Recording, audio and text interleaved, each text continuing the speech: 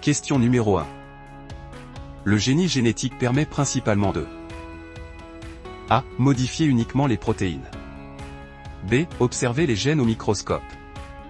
C. Multiplier l'ADN par électrophorèse. D. Modifier de façon contrôlée le matériel génétique.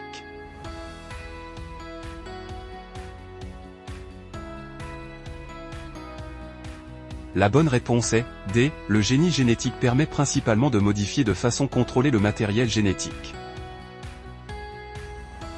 Question numéro 2. Quelle bactérie est utilisée naturellement pour transférer de l'ADN à une plante? A. Bacillus subtili. B. Agrobacterium tumefaciens. C. Escherichia coli. D. Streptococcus pneumoniae.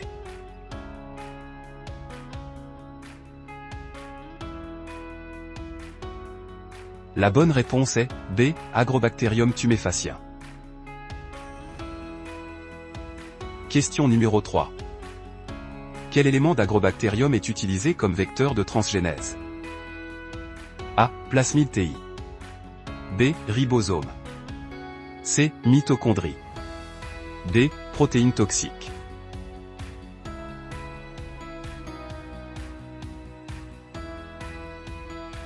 La bonne réponse est A. Le plasmide TI.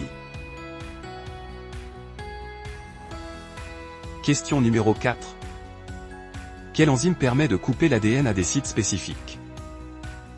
A. Transcriptase inverse. B. Ligase.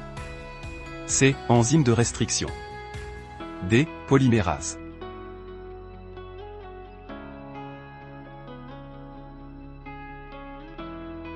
La bonne réponse est C. L'enzyme permet de couper l'ADN à des sites spécifiques et est l'enzyme de restriction. Question numéro 5. Les enzymes de restriction génèrent souvent A. Des ARN messagers. B. Des bouts cohésifs. C. Des ribosomes. D. Des anticorps.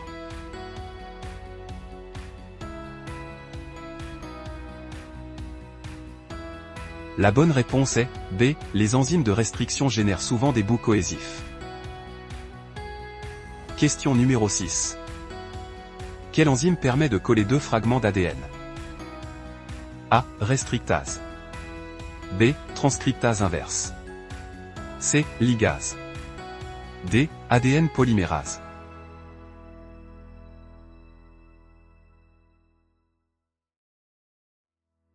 La bonne réponse est C. L'enzyme permet de coller deux fragments d'ADN et ligase. Question numéro 7. Quelle enzyme rétrovirale permet de convertir un ARN en ADN-C? A. Ligase. B. Transcriptase inverse. C. ARN polymérase. D. Protéase.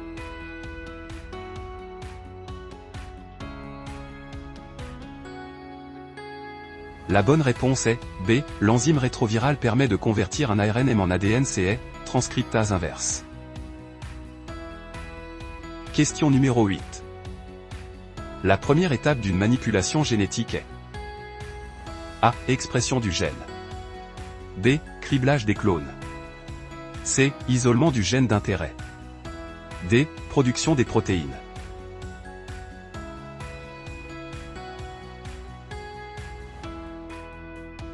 La bonne réponse est C. La première étape d'une manipulation génétique est isolement du gène d'intérêt. Question numéro 9. Lors de la recombinaison in vitro, le gène d'intérêt est A. Intégré dans un plasmide. B. Fusionné avec une protéine. C. Directement inséré dans la mitochondrie. D. Transcrit en ARN sans vecteur.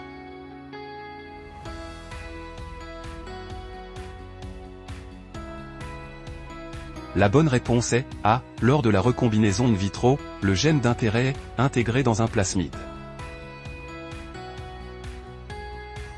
Question numéro 10.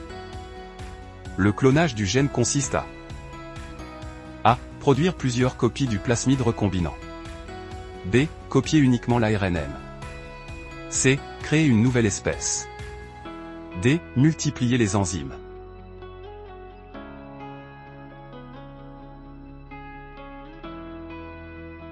La bonne réponse est A. Le clonage du gène consiste à produire plusieurs copies du plasmide recombinant.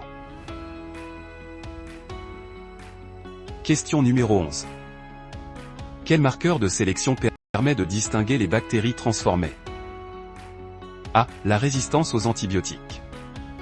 B. La production de CO2. C. La présence de chlorophylle. D. L'absorption de glucose.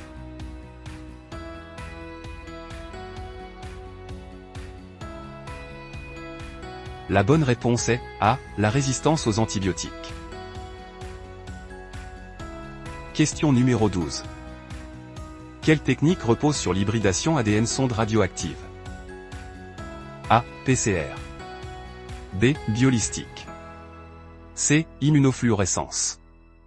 D. Criblage moléculaire.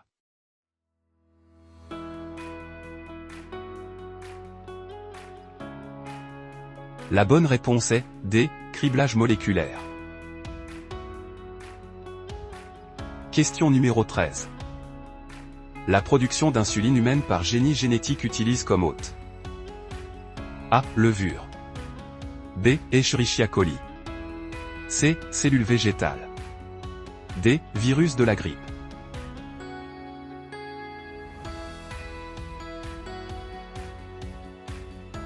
La bonne réponse est B. La production d'insuline humaine par génie génétique utilise comme hôte Escherichia coli. Question numéro 14. La technique du canon à ADN, biolistique, consiste à A. Injecter directement un plasmide. B. Faire migrer l'ADN par électrophorèse. C. Utiliser des billes d'or ou de tungstène recouvertes d'ADN. D. Fixer des sondes fluorescentes.